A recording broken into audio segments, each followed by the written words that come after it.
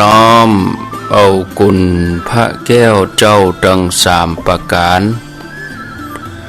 อันมีพระพุทธพระธรรมพระสงฆ์กุณพ่อกุณแม่กุณครูบาอาจารย์กุณศีลธรรมกรรมฐานจงมาปกห่มรักษาครูบาอาจารย์พระเจ้าพระสงฆ์ทุกรูปปกห่มรักษาปออกไม่ออกศรัทธาดันสาธุชนคนดีผู้สนใจใฝ่ในธรรมทุกท่านขอถวายความเคารพแสดงความนับถือ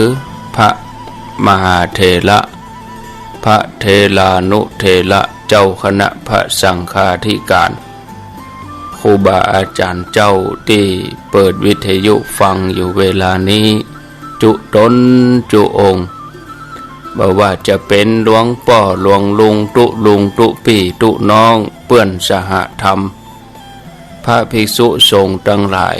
ที่มีอายุพรรษามีการศึกษามีภูมิธรรมที่สูงกว่าเก่ากับผม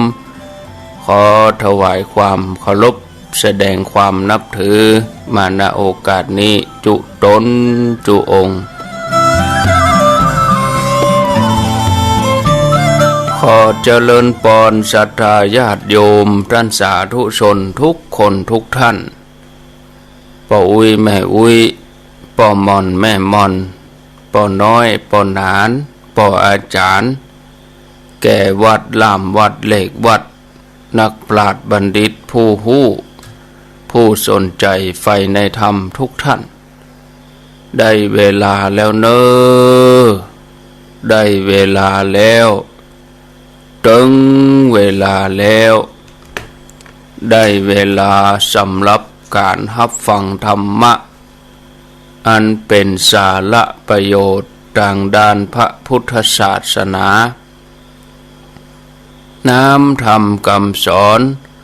ขององค์สมเด็จพระชินวรสัมมาสัมพุทธเจ้าได้มาปะมาพบมามาเล่าสู่บรรดาพ่อแม่พี่น้องพ่อออกแม่ออกศรัทธาญาติโยมท่านสาธุชนคนดีทั้งหลายแล้วไผที่ยังบ่ลุกก็ลุกมาอย่าเน้อลุกมาได้แล้วตื่นมาได้แล้วญาติโยมทั้งหลายหลับลุกเจ้ากินพักทั้งปลายหลับลุกขวายกินพักทั้งเก้าลูกเจ้าได้หลายลูกขวายได้น้อยหลับลูกเจ้าเป็นเจ้าตั้งหลายหลับลูกขวายป่าฮือลูกหลานเป็นหนี้เป็นค่าเน้อตื่นมาเหียเน้อลุกมาเหียเน้อลุกเน้อลุกเน้อลุกตื่นลุกเจ้าตื่นตัวเจ้าบัวกับหันเนื่องนาพังพร้อมลุกขวายบ่ตันหนตรางกีดก้อมก้าตัวบ่ต้อมปุ่นอายจุงเก่งเข้าไว้อย่าไปฮื้อขวายต่อหน้าสบายจำไว้เน้อเจ้าจำไว้เน้อเจ้าอรุณสวัสดิ์ธรรมะสวัสดีสวัสดียามเจ้าญาติโยมท่านผู้ฟังทั้งหลาย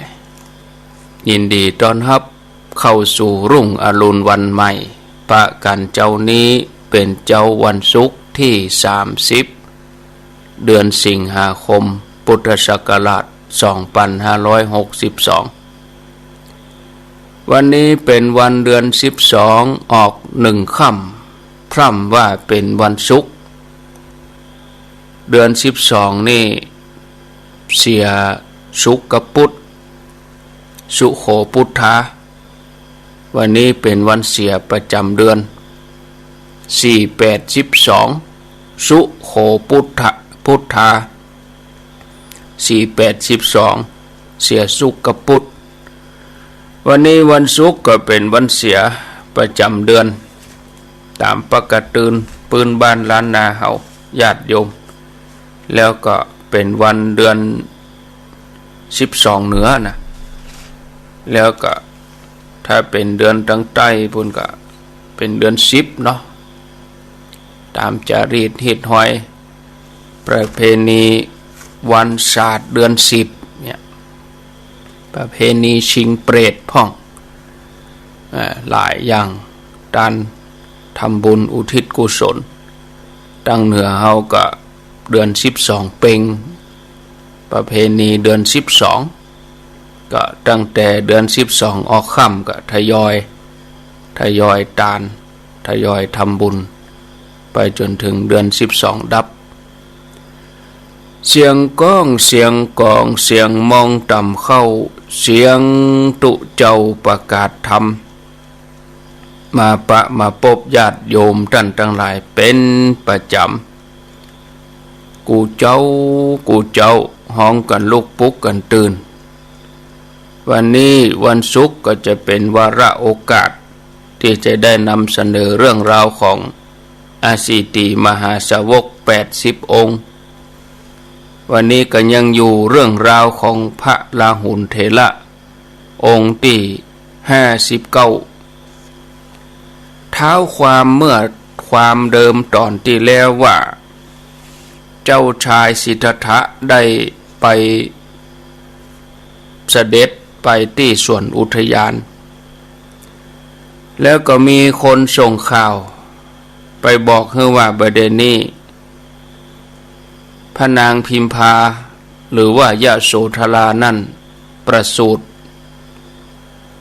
โพธิสัตว์เจ้าก็คือเจ้าชายสิทธัตถะเมื่อได้ฟังอย่างอันก็ได้ตรัสว่าราหุรังชาตังราหุรังชาตังห่วงเกิดขึ้นแล้วเครื่องจองจำเกิดขึ้นแล้วคนส่งข่าวก็ปิกมารายงานพระเจ้าสุโธทนะพระเจ้าสุโธทนะก็ถามว่าเจ้าชายสิทธัตถะเมื่อได้ฟังแล้วว่าลูกมีลูกพระนางพิมพายโสธราได้ประสูติพระองค์จะได้ลูกแล้วว่าจะได้ลูกของเฮาว่าจะได้คนส่งข่าวก็ว่าเจ้าชายสิทธัตถะได้อุทานขึ้นว่าราหุรังชาตังราหุรังชาตังพระเจ้าสุโธทนะก็ว่าลูกเฮาถ้าจะต้องการตั้งชื่อหลานว่าราหุลก็เลยตั้งชื่อว่าราหุลกุมารนี่ศรัทธาญาติโยมอันนี้ความเดิมตอนที่แล้ววันนี้ก็จะมาขึ้นเรื่องราวต่อไปเรื่องราวต่อไปก็ต่อจากความเดิมที่แล้วเมื่อพระองค์ได้ไปหันหมู่บรรดานางสนมกำนันนางฟ้อนนางลำตอนหัวค่ำนี่เป็นสถานที่น่ารื่นรมแต่ตกเมื่อเดึกมาก็เหมือนกับป่าจ้าผีดิบเจ้าชายสิทธัตถะก็อุทานขึ้นว่าวุ่นวายจริงหนอขัดข้องจริงหนอแล้วก็ตัดสินใจคือนายชนะเสาะหาม้านายชนะก็ไปที่โรงเลี้ยงม้าจัดม้าหนึ่งชื่อว่าม้ากันทกะเป็นม้าสำหรับเจ้าชายสิทธัตถะได้ทรงออกจากวังก่อนจะเสด็จลงไปหานายชนะที่โรงเลี้ยงม้าโพธิสัตว์เจ้าก็มีความมุ่งหวังที่จะไปเยี่ยมดูลูกเสียก่อนแล้วก็ไปก็ไปยืนที่ธรณีประตูจะเอามือไปกำเนื้อก็กลัวพระนางยโสธราหรือว่าพระนางพิมพาตื่นก็เลยพออยู่หั่นเสร็จแล้วก็ทรงม้า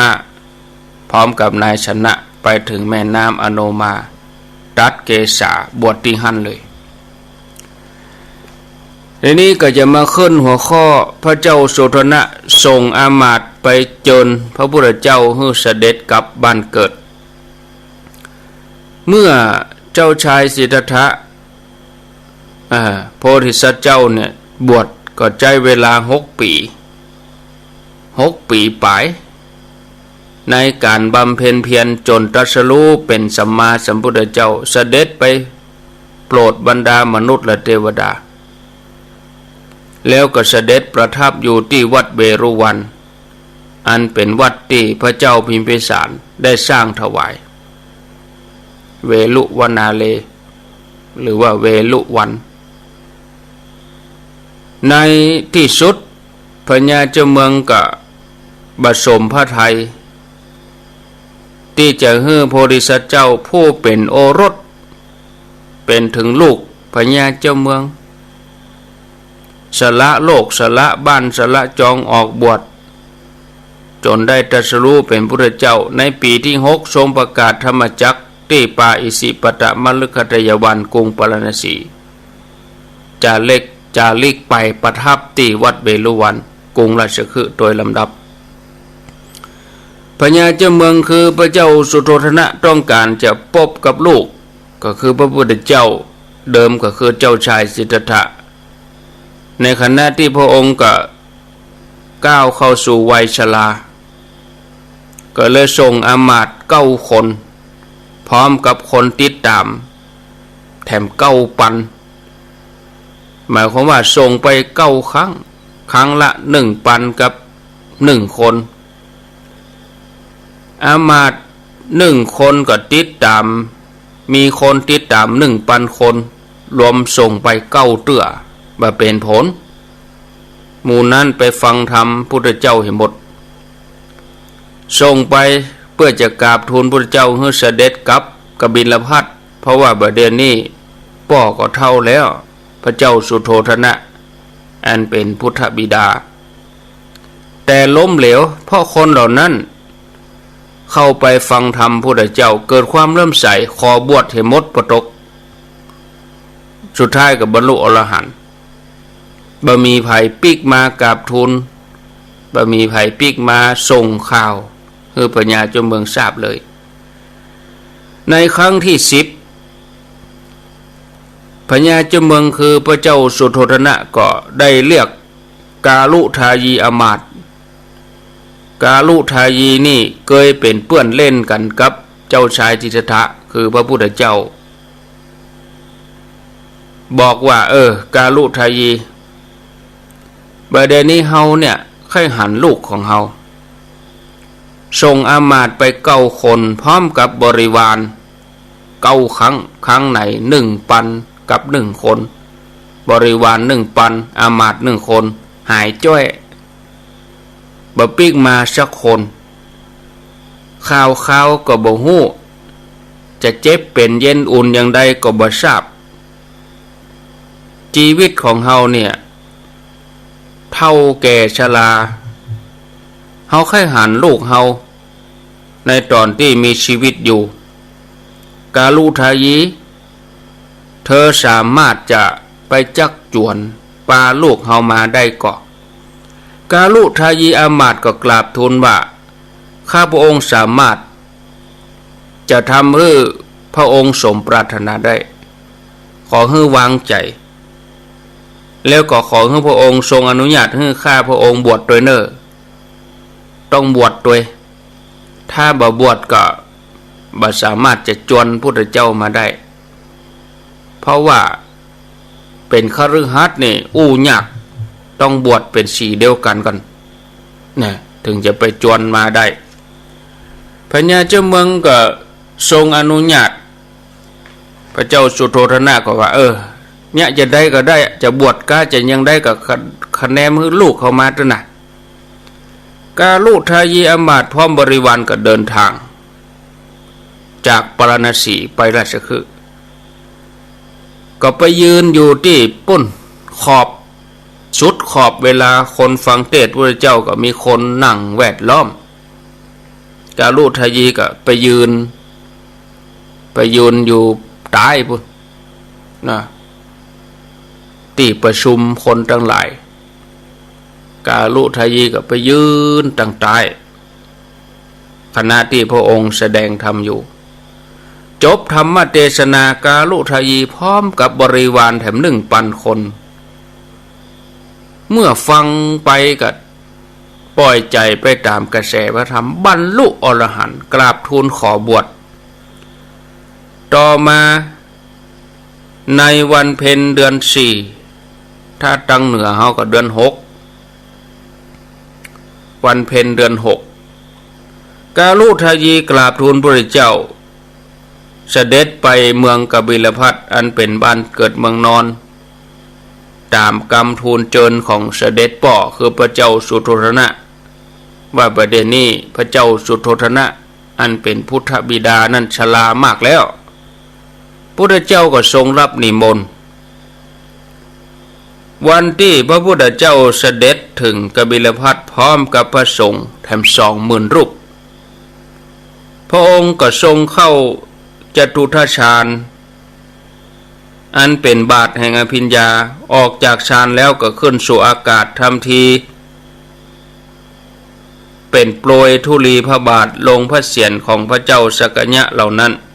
เพื่อจะข่มมานะทิฐิของพวกเขาจากนั้นพระองค์ก็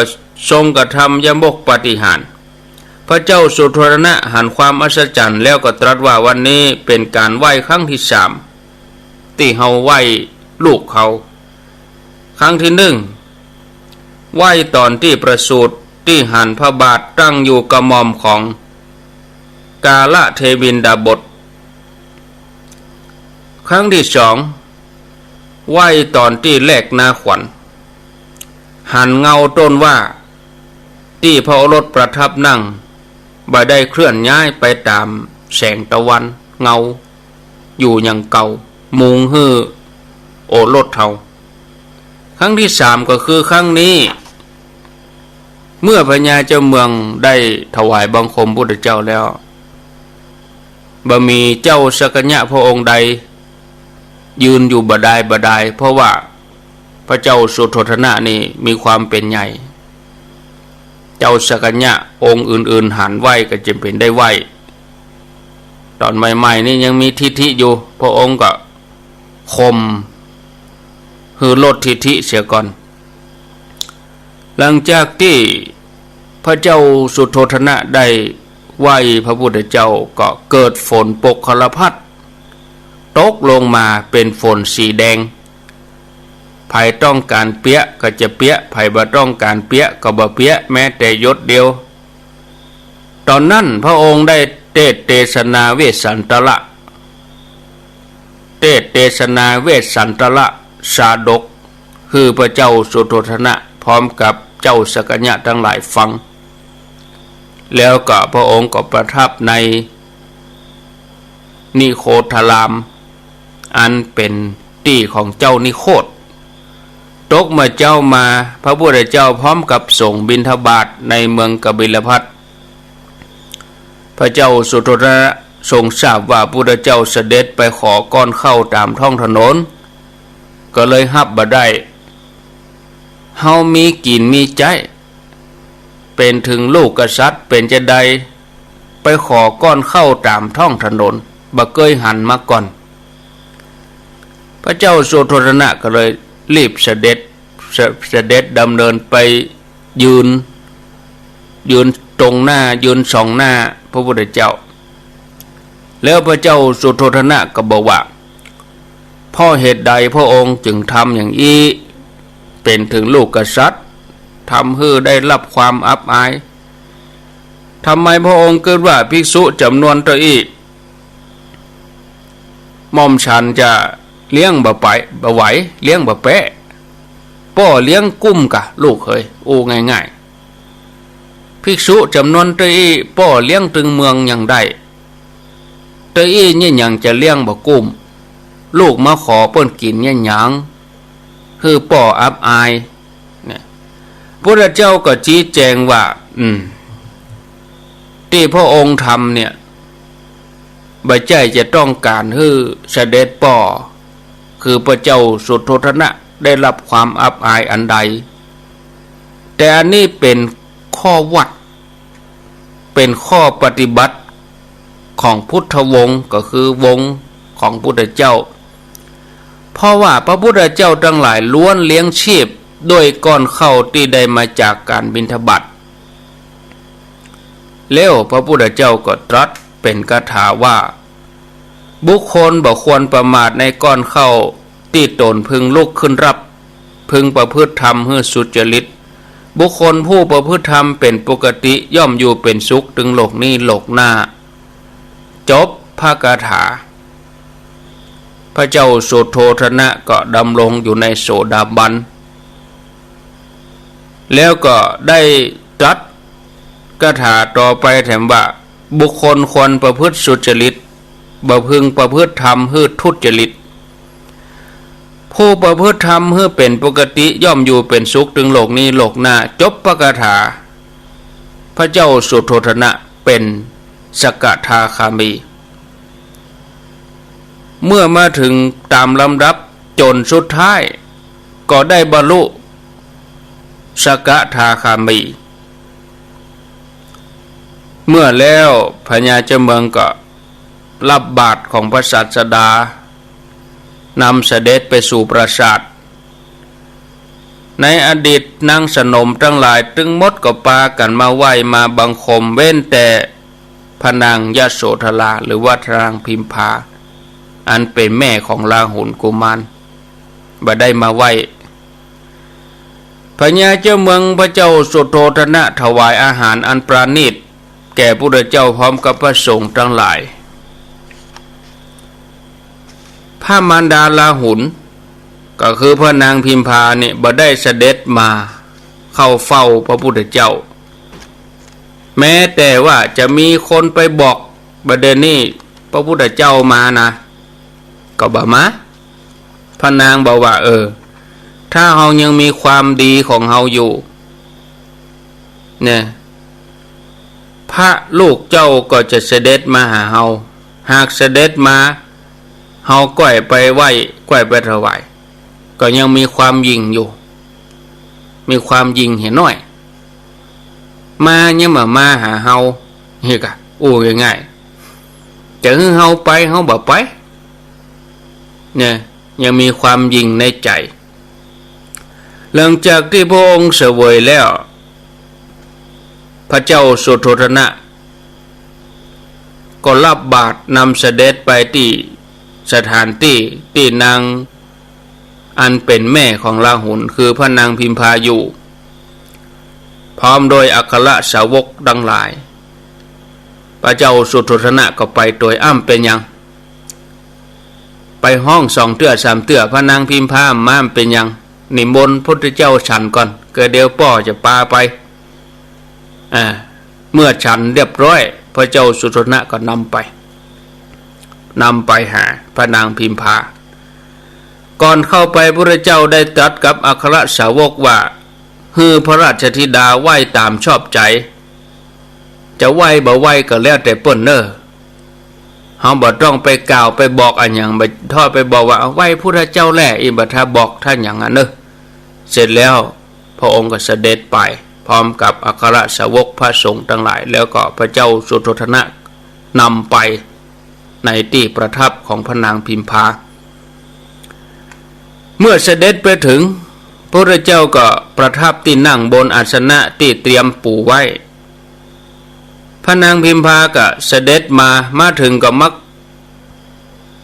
ลูบพระบาทมาจับที่พระบาทมาจับที่เท้ามีพระเศียรพระพักตร์กิ้งเกือกอยู่หลังพระบาทคือเอาหัวเนี่ยเอาหัวเอาหน้ามามานูดที่พระบาทถวายบังคมตามอัธยาศัยพระเจ้าสุโธทนะประทับอยู่ได้หันก็สรรเสริญคุณงามความดีความฮักที่พระนางมีต่อเจ้าชายสิทธัตถะพระเจ้าสุโธทนะก็ว่าข้าแด่พระองค์ผู้เจริญธิดาของหม่อมฉันเมื่อได้ฟังว่าพระองค์นุ่งผ้ากาสายะก็เปลี่ยนมาเป็นนุ่งห่มผ้ากาสายะพ่องได้สดับว่าพระองค์เสวยพระกยาหารหนเดียวก็เสวยพระกยาหารหนเดียวได้ฟังว่าพระองค์เลิกนั่งนอนที่นอนใหญ่ก็เปลี่ยนมานอนเตียงน้อยๆ ขึงไปด้วยแผ่นผ้าได้ฟังว่าพระองค์เว้นจากการดอกไม้ของหอมของงดเว้นเมื่อญาติส่งข่าวมาว่าจะดูแลปรนนิบัติก็ปฏิเสธข้าแด่พระองค์ผู้เจริญธิดาของมอมฉันเพียบพร้อมด้วยกุลอย่างนี้พระเจ้าตรัสว่ามหาบพิตรการที่พระราชธิดาที่พระองค์รักษาอยู่ในบัดนี้สามารถรักษาตัวเองได้ในเมื่อยานแก่กล้าแล้วบัดน่าอัศจรรย์เพราะเมื่อครั้งอดีตการพระราชธิดานี้แม้บ่มีไผรักษาเลยก็ยังเที่ยวอยู่ในเชิงเขารักษาตัวเองอยู่ได้แล้วพระองค์ก็ได้ตรัสชาดกเรื่องจันทกินรีชาดกจบแล้วก็ลุกจากอาสนะกลับไปในวันที่7พระนางพิมพาก็ทรงแต่งองค์ให้ลาหุนกุมารแล้วก็บอกให้ลาหุนกุมารเข้ามาแล้วก็สอนให้ไปไหว้พระพุทธเจ้าแล้วให้ไปขอสมบัติไปขอราชสมบัติลูกมานี่ก่อนประเด็นนี้พระพุทธเจ้ามาความหมายก็คือประเด็นเนี้ยพ่อของลูกมาเนี่ยให้ลูกอย่างอีเนอะไปขอสมบัติไปขอราชสมบัติกับพ่อของเจ้าอันเนี้ยพ่อไปขอเนอะศรัทธาญาติโยมท่านทั้งหลายลาหุนกุมารก็ไปเข้าเฝ้าพระพุทธเจ้าบอกว่าประเด็นเนี้ยตามที่แม่ได้สอนนะแต่จะไปบอกนะว่าแม่สอนนะอีวะคือศรัทธาญาติโยมก็ห้ามว่าประเด็นนี้ก็มีความฮักกันในฐานะพ่อรถเมื่อเสวยเสร็จแล้วพระพุทธเจ้าก็ลุกจากอาสนะลาหุนกุมารก็ติดตามไปโดยจำกรรมที่แม่สอนก็ว่าไปโดยห้ามไปพระเจ้าก็บ่ทรงให้ลาหุนกลับเตื้อเป็นยังอยู่นี่ก่อนเมื่อถึงอารามแล้วก็กุมารนี่ปรารถนาทรัพย์อันเป็นของบิดาซึ่งเป็นไปตามวัฏจักรมีแต่ความคับแค้นเอาเถอะเฮาจะฮื้ออริยทรัพย์ถึง7ทีนี้พระพุทธเจ้าก็ได้สอนได้บอกลาหุนว่าลาหุนทรัพย์ที่ลูกขอเนี่ยอันเป็นทรัพย์ภายนอกจะฮื้อทรัพย์ที่ยิ่งใหญ่กว่านี้ฮื้อทรัพย์ที่มีค่ามากกว่านี้นะลาหุนก็ว่าเนี่ยจะได้ทรัพย์ที่นักกว่าที่ขอมีกะทรัพย์ในพระศาสนา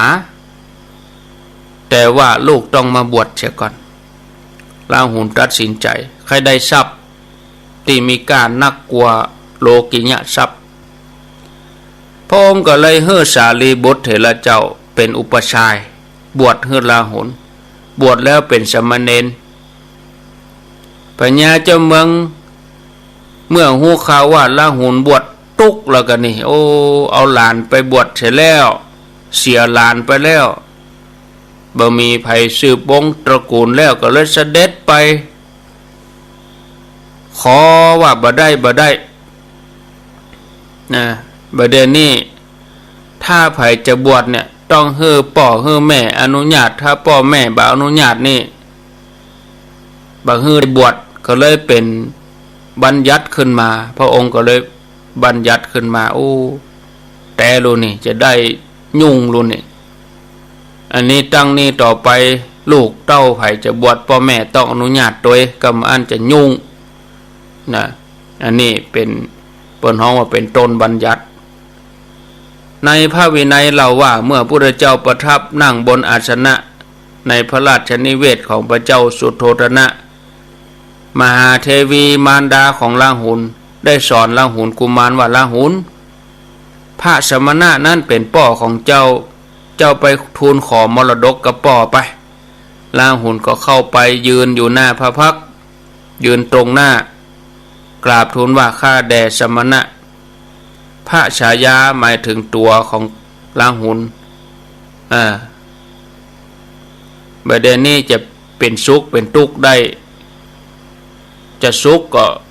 จะต้องได้ทรัพย์สมบัติได้มรดกพระเจ้าก็ลุกจากอาสนะ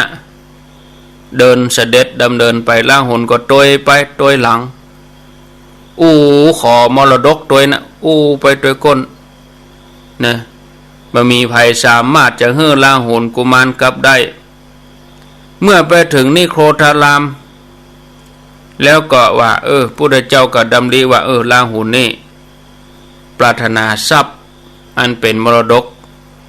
อันเป็นทรัพย์ในวัฏสงสารมีความคับแค้นเอาเถอะตัวเฮาจะฮื้ออริยทรัพย์ถึง7จะทำให้เธอเนี่ยได้เป็นเจ้ามรดกแห่งโลกุตระแล้วพระพุทธเจ้าก็ได้ห้องพระสารีบุตรมาบอกว่าสารีบุตรเธอจงบวชเธอลาหุนเถอะพระสารีบุตรก็ทรงกราบทูลว่าข้าพระพุทธเจ้าจะฮื้อลาหุนบวชอย่างใดพระเจ้าข้าพระเจ้าก็ปรารภเหตุนี้แล้วก็ตรัสภิกษุทั้งหลายภิกษุทั้งหลายเฮาอนุญาตการบวชกุลบุตรให้เป็นสมณเณรด้วยไตรสรณคมแล้วก็ทรงอธิบายการบวชโดยวิธีนี้ว่าภิกษุทั้งหลายภิกษุพึงให้กุลบุตรบวชอย่างนี้ขั้นต้นให้โกนผมหนวดแล้วก็คล้องผ้าย้อมฝัดห่มผ้าปัดเฉวียงบ่า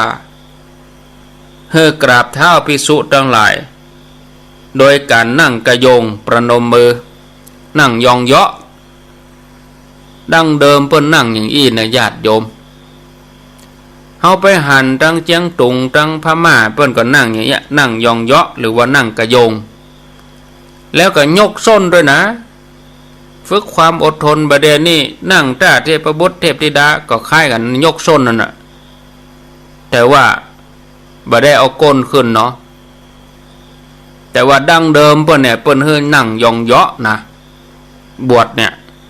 พุทธังสรณังคัจฉามิธัมมังทุติยัมปิบกองตติยัมปิสังฆังบวชเรียบร้อยเลยได้เป็นสมณเณรเลยอันนี้เปิ้นห้องถึงไตรสรณคมประเด็นนี้เอามีเอสาหังพันเตอุกาสะมีหยังเข้ามาได้ที่จริงบอกกองตติยัมปิสังฆังสรณังคัจฉามิแม้กระทั่งครั้งที่3เป็นสมณเณรไปเลยอัตโนมัติไปเลยเข้าถึงพระรัตนตรัยไปเลยนะ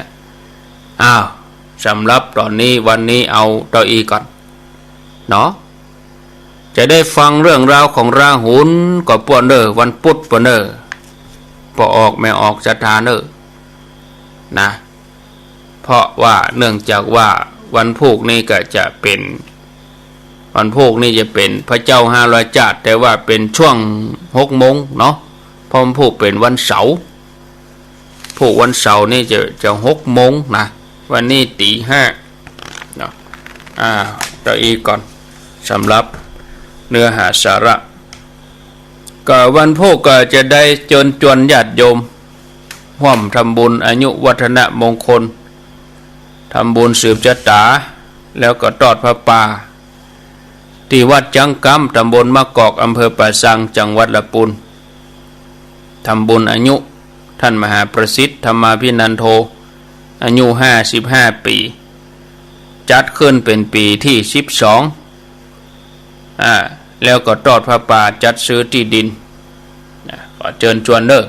วันพุธวันเสาร์ที่31 สิงหาคมก็เวลาช่วงไงเมื่อเจ้านั้นก็ฟังเทศน์หลวงพ่อพระครูอาทรวิสุทธิคุณก็ฟังถ่ายทอดตั้ง91นี่ตลอดจนถึงในเครือข่ายขึ้นสีขาวตั้งระบบแอประบบเว็บไซต์วันพุธก็จะได้ถ่ายทอดให้ฟังตั้งแต่จบรายการจบข่าวแล้ว7 โมงก็ตัดสัญญาณไปที่วัดจังกำวันค่ำนะจนพิธีแล้วที่ 91.0 ก็อาจจะมีตั้งฝ่ายหินเข้ามาเพิ่นจะถ่ายทอด หลายสถานีเนาะในวันพุธญาติโยมก็ติดตามแต่ Facebook นี่มันได้ถ่ายเฉพาะทางวิทยุที่91นี่เด้อวันพุธเนาะถ่ายทอดคือได้ฟังจบสำหรับข่าวสารที่จะเกิดขึ้นด่วนๆนี้ต่อไปก็จะมาอนุโมทนากับญาติโยมที่เปิ้นหอมกับน้ำกับไฟเนื่องจากว่าวันที่28เมื่อคืนนั้นได้มีโอกาสไปแสดงธรรมที่วัดหนองยาวอำเภอเวียงป่าเป้าจังหวัดเชียงรายก็ศรัทธาญาติโยมเปิ้นมาหอมกับน้ำกับไฟมาฝากทานที่ดินตัวอย่างตัวก็บึดมื้อนึงจะได้เอาติดมือไปด้วยเอาไปฝากเอาไปถวายคือท่านมหาประสิทธิ์ตามที่ญาติโยมเขาได้แจ้งความประสงค์มาบางทีก็ซ้องก็ลำตาไปพ่องเนาะเตี้ยก็อาตมาอ่านแล้วก็อ่านไปบ่ได้ปะกันซะเตี้ยก็เมินเอาเปาะเอาหอมไว้นี่ก็ปะกันเตื้อเดียวก็เอาไปฮื้ออีกญาติโยมบ่เข้าใจก็รอฟังเมื่อใดจะได้ยินชื่อเสียตานแล้วก็ถามอยู่หั่นแม่หอมแล้วยังบ่ได้ยินแต่ถ้าถึงมืออาตมาก็อ่านถ้าอ่านแล้วก็แล้วไปหั่นแล้วแต่ว่าบ่ได้เอาไปเหมาะเพิ่นเตื้อบ่ได้ปะกันญาติโยมบ่ล่ำได้ปะกันมันมีการมีงานก็บ่ได้ปะกันครูบาอาจารย์เนาะแม่สลินทิพย์บุญเลิศเด้อพร้อมลูกเต้าทั้งหลายกับน้ำกับไฟ300 บาทป้อโสนหมื่นเทพอันนี้อ่านทวนเก่าๆก่อนอนุโมทนานางพัทรพรพิชัยพงศ์กับน้ำกับไฟบ้านหวาย200 บาทป้อประพันธ์แม่แดงบ้านหัวฝ่ายแม่วาง100 บาทป้ออุทัยแม่สมทัศน์บ้านดอนเปา100 บาทยายน้องเวียหนองคอบบ้านดอนเปา100 บาทแม่จันฟองโปธิเรือน100 บาทกับน้ำกับไฟแม่จันสมมีชัยแม่จันสมอยู่ที่ไหนแม่จันสมอยู่โป่งเทวีเวียงป่าเป้าอันนี้ทำบุญพระป่าฝากไว้นี่เนาะต่อไปก็ป้อปันแม่บัวคำเป่งสว่างบ้านโป่งเทวี100 บาทนางเอี่ยมสะอาดปาเขื่อนตะกับน้ำกับไฟ40 บาทแม่น้อยนอตะคำ100 บาทจันดีอุทังกะ20 บาทแม่มาลีจันสว่าง40 บาทแม่บัวเขียวจันสว่าง40 บาทนี่ก็ตั้งโป่งเทวีหมดเนาะแม่ปราณีอินใจบ้านป่าเหมือดเด้อ100 บาทแม่ตามีชัยบ้านป่าเหมือดเวียงป่าเป้า100 บาทป้อทองดีแม่เสาสุดาจันนี่ฝากทำบุญที่ดินมาเอาไว้นี้จะได้เบิดก็ฟังเพิ่นเอาเนาะนางขาวคำยศกาน้ำกับไฟ40 บาทวิลาโยนิดหัวเวียง50 บาทแม่แสงคำเฉียบแหลมบ้านหัวเวียงแม่น้อยดวงดีคณะวงบ้านหัวเวียงป่าเป้า50 บาทแม่จันปางงิ้ว200 บาทนี่กาตีดินแม่สมนอนนาคกาน้ำกับไฟ100 บาทแม่จันเวียงป่าเป้า40 บาทแม่อุไรกันกองบ้านหนองยาว50 บาทนายล่านางรัตนาพรพร้อมครอบครัวเจ้ากรรมนายเวร100 บาทพ่อสุเวศแม่พรศิริกันทวงบ้านหัวเวียง100 บาทแม่จันสวยวันเก๋50 บาทป่าเหมือดแม่วิไลพรแก้วคำแดงหมู่3บ้านสาแม่จิดีเขียนบ่กุ้มเนาะเขียนบ่ครบก็เลยอ่านตามที่เขียนมาเนี่ยนะจาหน้าซองบ่ครบอย่าเขาเขียนจดหมายนะกะเขามาเขียนรหัสไปรษณีย์บ้านเลขที่ก็บ่เขียนตำบลเนี่ยก็บ่เขียนบ่ครบก็อ่านไปแบบบ่ครบนั่นน่ะแม่กิมทองกับน้ำกับไฟแม่กิมทองเมธาวนิช40 บาทอีกาแม่พรชัยอินอันนี้ทำบุญของจังกรรมนี่มาอ่านแล้วเนาะคือท่านมหาเปิ้นอ่านบึดเอาเนาะที่เป็นซองจังกรรมนี่ได้รับหมดละจะมาจะอ่านเฉพาะกาไฟอย่างเดียวนายณภัทรกันทวงศ์อันนี้ได้เขียนแต่เขียนบ้านเลขที่ยังครบหมดตาหน่ะยังก็บ่ได้เขียนเท่าใดก็ไม่ได้เขียนนะจาหน้าซองมาครบบ้านเลขที่15/2 หมู่ 5บ้านโป่งตำบลบ้านโป่งอำเภอเวียงป่าเป้าจังหวัดเชียงราย นางสาวพรพันยาณเรือง229หมู่2บ้านโป่งเวียงปะเป้าเชียงรายนางเครือวันพร้อมลูกหลานบ้านโป่งเทวี100 บาท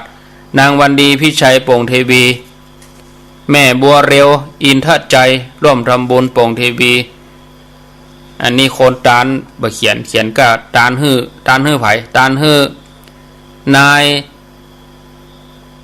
ธมนวัฒน์จินะปอบปันกองปินตาตานหาแต่คนตานเป็นไผบ่ฮู้แม่พันวิทย์และวง91หมู่5นางชนทิชามีชัยแม่จันทาปันเมาโป่งเทวีอันนี้ติดินรับทราบแม่ลัดดากันทวงศ์โป่งเทวี100 บาทแม่คำสมตานางสาวพิชามนเมืองตันน้องเม็ดฟินกาน้ำกาไฟบ้านหนองยาวแม่คำน้อยแม่คำสมตาติดินเอาไว้นี้แม่จันสวยคำน้อยกาน้ำกาไฟอนุโมทนาแม่เดินมันปีนกันซองซับไปซับมาบ่ได้เลี้ยงหัวเลี้ยงใต้ก็งงเหมือนกันตะกี้ก็เอามาเลี้ยงจะดีนี่หลำตาโลนี่แม่จันสวยอันนี้ไว้นี้ติดินเอาไว้นี้แม่จันสวยอโนคัตบ้านหนองยาวกับน้ำกับไฟเต่าใดมันได้เขียนแม่คำน้อยบ้านหนองยาว100 บาทแม่อุ้ยวันหลวงตันบ้านหนองยาวกับน้ำกับไฟบัวจันสุนทรชื่นบ้านประจันกับน้ำกับไฟ100 บาทแม่นางดวงสุวรรณกับน้ำกับไฟ100 บาทป้อนันเพชรแม่จันมณีจักแก้วบ้านประจัน100 บาทอุ้ยขันแก้วปักกันบ้านสันมะเข็ด50 บาทแม่วัฒนาเกียงมนาพร้อมคณะสถาวัดหนองยาว300 ชาวกันนำกับไฟปวดสว่างแม่วันนาคำน้อยบ้านหนองยาวกันนำกับไฟ100ปอดสำลานแม่วัฒนาเกียงมนาบ้านหนองยาวอันนี้ทำบุญอายุวันนี้แม่บุญยวงอาวรบ้านสันทรายเวียงปะเป้า50 บาทแม่จันทองตุ้ยสมุทรอันนี้ทำบุญมาขออนุโมทนาแม่บุญยวงอาวรบ้านสันทรายทำบุญกันน้ำกับไฟตานให้กับอุ้ยอินเดชอุดมปอสมเดชอุดม100 บาทแม่บุญยวงอาวรบ้านสันทรายปะงิ้ว50 บาทแล้วก็แม่จันทองตุ้ยสมุทรทำบุญกันเตด100กันน้ำกับไฟแถม100แม่จันทองตุ้ยสมุทรปอบุญมาแม่แสงล่าวันนศรีบ้านสันมะเข็ดเวียงกันหลงเวียงปะเป้าเจียงไฮ้กันน้ำกับไฟ100 บาทอีกะเขียนมาอย่างอีกะจะเดี๋ยวญาติโยมเขาเขียนญาติโยมเขาหู้คนเดียวเนาะเวลาเปิ้นมาอ่านอาตมาก็บ่ฮู้ก็ฮู้นะอยู่บ้านไหนแต่ว่าคนอื่นเนี่ยกะที่เปิ้นฟังวิทยุเปิ้นก็บ่ฮู้รู้ว่าเฮาอยู่บ้านไหนเอาเรือให้ปึกสุดท้ายคงจับเวลาพอดี5:40ทางเมืองฝางแม่อายชัยประการตั้งใจจะทำบุญโอ้เฮาปู่จ้าสุ่มเสียงปู่จ้ากันเต็ดไปหอมที่สถานีเมืองฝางนั่นเลยเนอะตั้งแม่แจมก็ห้องแม่แจมตั้งลี่ก็หอมลี่ญาติโยมบ่ต้องเสียเวลามาโดยรอถ้าญาติโยมตั้งใจกึดใจได้ว่าโอ้เฮาได้ยินธรรมะก็ย้อนสถานีเนี่ยเฮาใครบำรุงกับน้ำกับไฟญาติโยมก็ไปตานที่พระบาทอุดมหันเลยวันที่5ก็ไปปะกันที่วัดพระบาทอุดมวันที่5 ตุลาเสาร์5จนจวนเนอญาติโยมตั้งแม่อายชัยประการเมืองฝางพบปะครูบาอาจารย์ที่จัดรายการกุศลแล้วจะได้เตรียมครัวไปแจกด้วยนะในวันที่5 ตุลานางแววจันทร์น้องเม็ดฟินกับน้ำกับไฟ100 บาทแม่กิมทองเมธาวานิชค่ากับน้ำกับไฟชาวบาทแม่กิมทองหลายอย่างเนาะกับน้ำกับไฟพุทธศรีคีรีกับน้ำกับไฟปัตตังเจริญหลายอย่างแม่ธิดาคำปัญญา200 บาทกับน้ำกับไฟแม่ประมวลกันกอง100 บาทป่อเจริญแม่จันสมสุดาจันทร์ปะงิ้ว200 บาทแม่บัวแก้วเป่งจันกันเตด100 บาทป่อสุภาพแม่คำปัญญาบ้านในเวียงหมู่2อำเภอเวียงปะเป้า50 บาทป่อหมูแม่คำมน บุญผายเนาะอันนี้อยู่บ้านห่างตำทำบุญ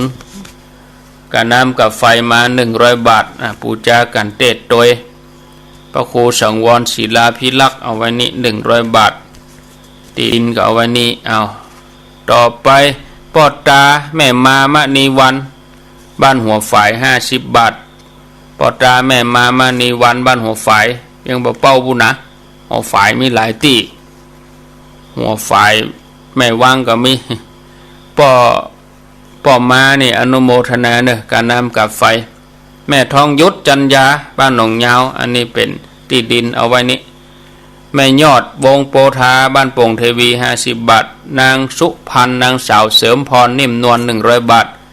แม่ทองยุทธจันยาบ้านหนองยาว100 บาทแม่รัตนาแก้วคำเวียงบ่เป้า100 บาทแม่ประนอมบุษนารีแม่บัวแก้วทุนเดชกับน้ำกับไฟนางมุภากาวิตะนางจินตนาสิงใจนอยน้องยาวแม่สดศรีมโนวงบ้านลังกา100 บาทนางเงื่อมชัยชมพู100 บาทนางบุญปันขาวใหม่บ้านอย่างก็ไม่ได้เขียนว่ากาไฟอีแม่สมศรีมโนวงติดินเอาไว้ตรงเพชรแม่กองดวงปินตาบ้านลังกา100 บาทอีกะเขียนครบกะปอสมแม่วันดีเทพพนมฟังทุกวันทุกคืนเนี่ยกันนำกับไฟ100 บาทป้อกำนันธัญพัฒน์ปลาเขื่อนตะกันนำกับไฟ100 บาทโมทนาป้อกำนันแม่บดจันดีอ้ายบ้านหนองยาว100 บาทแม่ฟองไลเกียงมะนาหนองยาวอันนี้เป็นที่ดินเอาไว้นี่เนาะเป่าโดมแม่บดจันดีอ้ายตัวเนอได้รับทราบแล้วเบิดก็ฟังท่านมาหาเอาเนาะช่วง6 โมงเกิงแม่ลำพาอันนี้กันน้ำกับไฟ100 บาทแม่กิมทองเมธาวนิชอันนี้ตาลวัดหนองเหียง20 บาทแม่จันกันทิยะบ้านหนองยาว50 บาทแม่ลาวันจันล่าบ้านหนองยาว100 บาทป้อมเมินแม่อ้อยประกันทำบุญ100 บาทตานเจ้ากรรมในเวรเตบุตรเทวดาอุยค่ำอุยมาน้อยศีลงานดีแม่จันสมมีชัย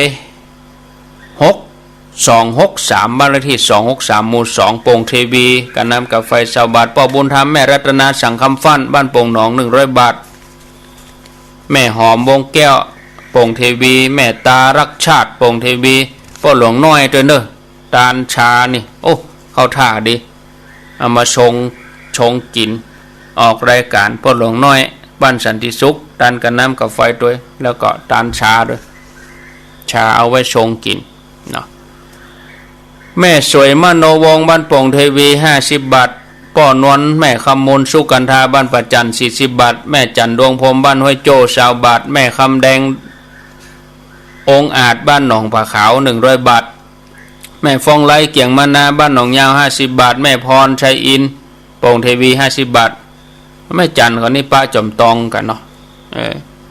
แม่วันนาคำน้อยแม่บัวซอนชัยชนะหนองยาวแม่น้อยคำน้อยกันน้ำกับไฟ200 บาทแม่วันนาสิงแก้วบ้านหนองยาว100 บาทยายน้อยยะวังเวียงเป่าเป้าตัวเดิมได้เขียนแม่จันกันทิยะหนองยาว100 บาทแม่คำนวลปินตาตานไว้ไปหน้าแม่ลัดดากันทวงศ์โป่งเทวีกันน้ำกับไฟ200 บาทแม่ลัดดาก็อนุโมทนาครบถ้วนกระบวนความเนาะตอนนี้ไปก็เอาปอนสัพพิติโยวิวัชชันตุสัพพะโลโกวินัสสันตุมาเตภวัตวันตรายโยสุขีทีคายุโกภวะอภิวาทานะสีริสะนิจจังวุธาปจายโนจัตตาโลธรรมาวะทันติอายุวันโนสุขังปะลังเอาแล้วสบายอกสบายใจแล้ว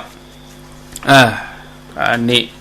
ได้ตานกับน้ำกับไฟไปก็กุ้มกันไปเป็นเดือนไปเนาะญาติโยมเนาะเดือนหน้านี่ยังควรละถ้าว่าสถานีเปิ้นเปลี่ยนประเภทที่91นี่นะกับไฟเฮาก็จะเบาไปละเนาะก็อินเทอร์เน็ตแต่ได้จ่ายอยู่เพราะว่าเอาเชื่อมธรรมะ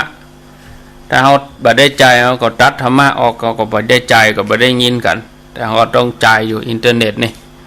แต่ค่าไฟนี่ก็จะเบาไปละนะก็จะมีค่าอินเทอร์เน็ตนี่3ตี้กันนะญาติโยมที่กุฏิที่อาตมานั่งอู้อยู่เดี๋ยวนี้จุด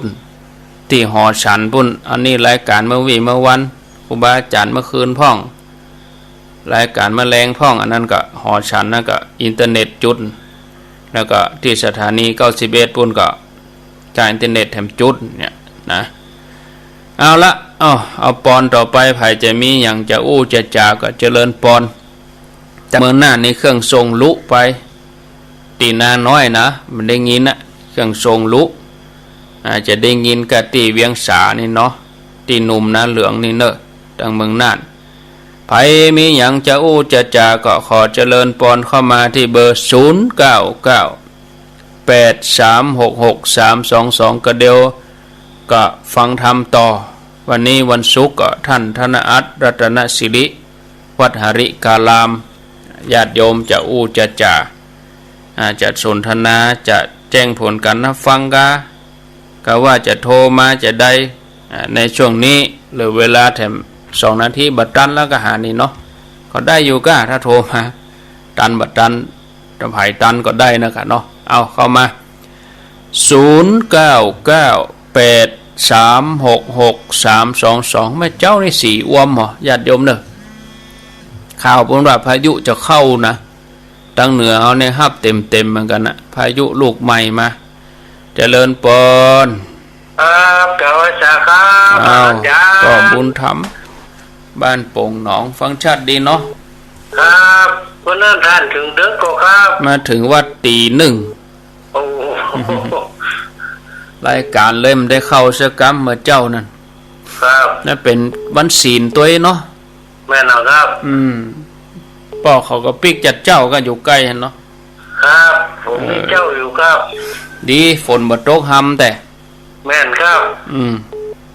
ตั้งหันมาก็ตกก็แต่ว่าตกก็แต่ว่าบ่ตกครับตกน้อยๆเนี่ยหมกพอให้พอดีหมกอ้อยเนี่ยหมกอ้อยโอ้เดี๋ยวนี้กำลังอ้อยมานี่แถมมาได้ตกให้มาเนาะพายุเปิ้นเข้าน่ะโอ้โมทนาเนอปอบุญธรรมครับผมกาวชาตุเจริญปอนเจ้ากาวชาเจ้าทำพระครูเจ้าจากดังใดแม่จันตอนนี้แม่จันเป้านี่ฝนอ้อยแล้วเดือนเนี่ยฝนอ้อยฝนจะตกโลนี่แต่เจ้าฝนอ้อยละฟังอยู่ในเจ้าฟังกับเจ้าละชัดเจนดีเนาะชัดเจนดีเจ้าฟังตลอดอยู่กับฟังธรรมมาดีเดี๋ยวฟังเทศท่านธนอัตรัตนศิริวัดหริการามโมทนาสาธุเจริญปอนมีเข้ามาจะฮับ